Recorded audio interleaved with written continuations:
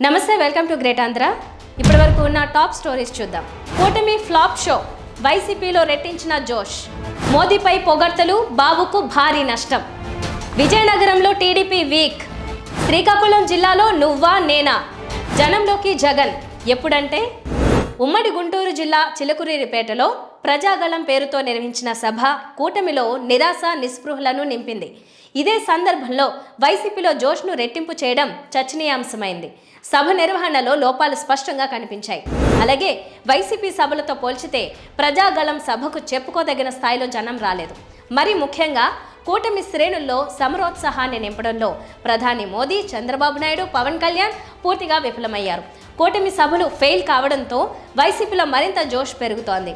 ప్రధాని మోదీ, అలాగే చంద్రబాబు నాయుడు, పవన్ కళ్యాణ్, దగ్గుపాటి పురంధేశ్వరి, మాజీ ముఖ్యమంత్రి కిరణ్ కుమార్ లాంటి ముఖ్య నేతలంతా హాజరైన సభలో తమ పార్టీ శ్రేణులకు దిశానిర్దేశం చేయాల్సి ఉండింది.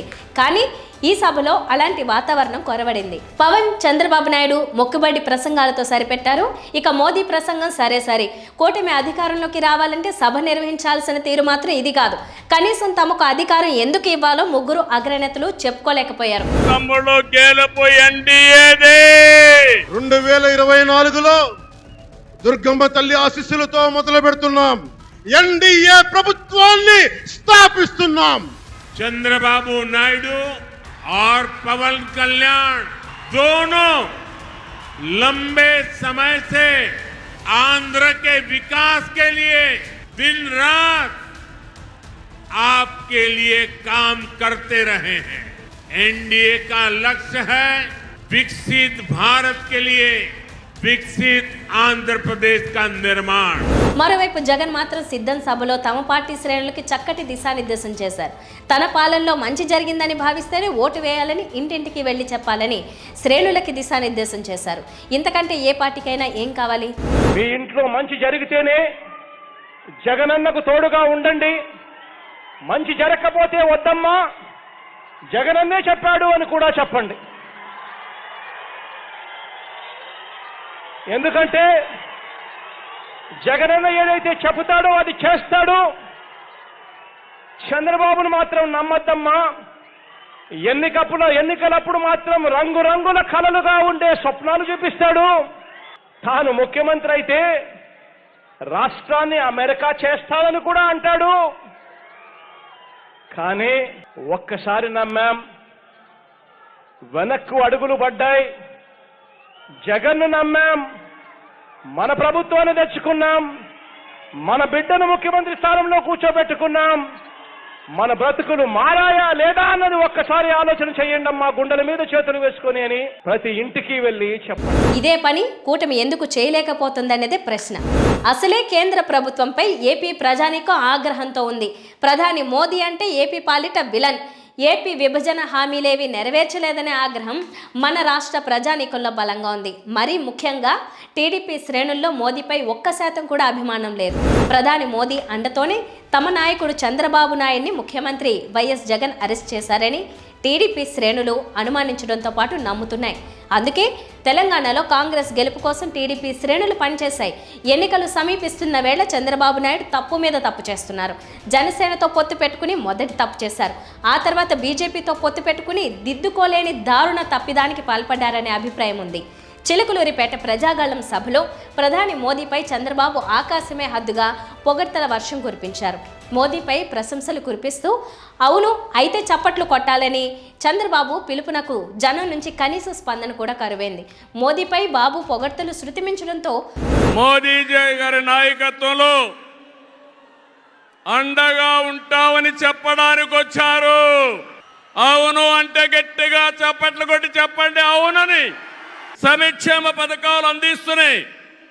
దేశాన్ని బలమైన ఆర్థిక శక్తిగా మార్చడానికి make in India, startup India, skill India, digital India, గతి శక్తి, భారత్ మాల వంటి అభివృద్ధి కార్యక్రమాలతో సంపద సృష్టించిన వ్యక్తి మోదీ గారు.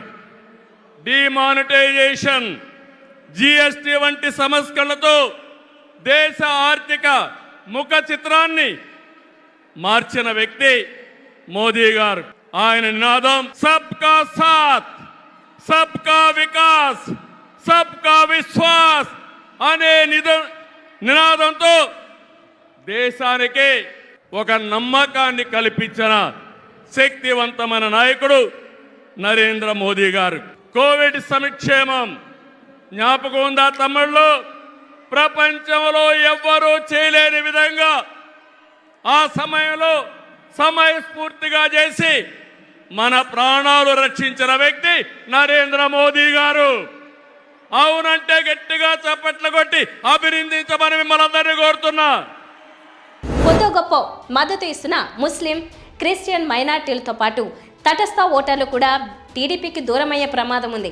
రాష్ట్రానికి ద్రోహం చేసిన కేంద్ర ప్రభుత్వ పెద్దకు ఇంతగా సాగిలపడాలా అనే ప్రశ్న ఉత్పన్నం కావడంతో పాటు జనంలో అసహ్యం కలుగుతోంది. మోదీని ఆంధ్రాకు రప్పించింది పొగడ్తలు కురిపించడానికేనా అనే అనుమానం లేకపోలేదు. మోదీని విశ్వగురువుగా అభివర్ణించడం బాబు పతనానికి పరాకాష్ట అని మండిపడుతున్నారు. గతంలో ఇదే మోదీపై చంద్రబాబు తిట్టని తిట్టులేదు. నరేంద్ర మోడీ కరుడుగట్టిన ఉగ్రవాది, మంచివాడు కాదు.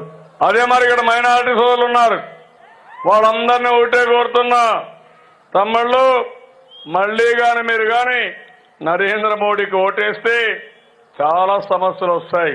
ఆ మధ్యకాలంలో గోదావరిలో ఏం జరిగింది? 2000 మందిని చంపేశారు. ఆ రోజు నేను అడిగాను, నరేంద్ర మోడీ ఈ దేశం ఉండడానికి అర్హత లేదు, ఈయన రాజీనామా చేయాలని డిమాండ్ చేసిన మొట్టమొదటి వ్యక్తి నేనేనని మీ అందరికీ తెలియజేస్తున్నా. భార్యనే చూసుకునే వాడు దేశాన్ని ఏం చూసుకుంటాడు? కుటుంబాన్నే చూసుకునే వాడు దేశాన్ని ఏం చూసుకుంటానని అడిగాడు. మీరు కుటుంబాన్నే చూసుకోలేకుండా ఉంటే మీరు దేశాన్ని ఉద్ధరిస్తామంటే ఎవరు నమ్మతారని మిమ్మల్ని అడుగుతున్నా. మీకు నోరుండొచ్చు, అధికారం ఉండొచ్చు, ఈడీ ఉండొచ్చు, సిబిఐ ఉండొచ్చు, బెదిరించవచ్చు, భయభ్రాంతులు చేయొచ్చు. నిజం నిప్పు లాంటిది. మీకు అధికారం ఉందని మీరు దాడులు చేస్తే రేపు రాబోయే రోజుల్లో మీరు పారిపోయే రోజు దగ్గరలోనే ఉందని ప్రధానమంత్రి గారికి హెచ్చరిస్తున్నానని చెప్పి కూడా నేను మీకు తెలియజేస్తున్నా. ఎప్పుడు మాట్లాడినా ప్రధానమంత్రి నేనేదో వాచ్మ్యాన్ అంటాడు. ఈయన వాచ్మ్యాన్ కాదు, దగాకోరుగా తయారయ్యాడు. దేశాన్ని భ్రష్టు పట్టిస్తున్నాడు. అద్వానిని ఏం చేశాడు తమ్ముళ్ళు? అందరూ వాచ్ చేశారున్నారు. ఇక్కడ అవునా కాదా అని మిమ్మల్ని అడుగుతున్నా. కనీసం దండం పెడితే నమస్కారం పెట్టినటువంటి సంస్కారం ఈ ప్రధానమంత్రి నరేంద్ర మోడీ గారిది. అది ఈయన అహంకారం.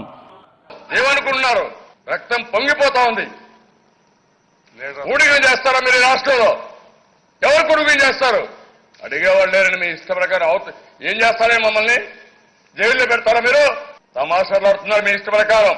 ఇప్పుడేమో ఇలా బాబు విపరీత ధోరణి ఆయన్ను అభిమానించే వాళ్లలో సైతం విరక్తి కలిగించిందని చెప్పక తప్పదు. విజయనగరంలో తెలుగుదేశం పార్టీ కోలుకోలేకపోతోంది. పొత్తులు ఎత్తులతో మరింతగా ఇబ్బంది పడుతోంది. నెల్లిమర్ల అసెంబ్లీ టికెట్ జనసేనకు కేటాయించడంతో ఆ సీటులో గెలుపు ఆశల మీద సందేహాలు వ్యక్తమవుతున్నాయి. ఇదే విధంగా గజపతి నగరం సీటులో మాజీ ఎమ్మెల్యే కొండపల్లి అప్పలనాయుడుకు కాకుండా ఆయన కజిన్ శ్రీనివాస్కు ఇవ్వడంతో అసమ్మతి అక్కడ రాజుకుంది. ఎస్కోటులో చూసుకుంటే ఎన్ఆర్ఐకి టికెట్ ఇవ్వకపోతే ఆర్థికంగా అక్కడ ఇబ్బందులు వస్తాయని అంటున్నారు. విజయనగరంలో కేంద్ర మాజీ మంత్రి అశోక్ గజపతిరాజు తమ కుమార్తెను పోటీకి పెట్టారు. కానీ తూర్పు కాపులు బీసీలు మాత్రం తమ సీటులో ఓసికేలైస్తారని గుర్రు మీద ఉన్నారు.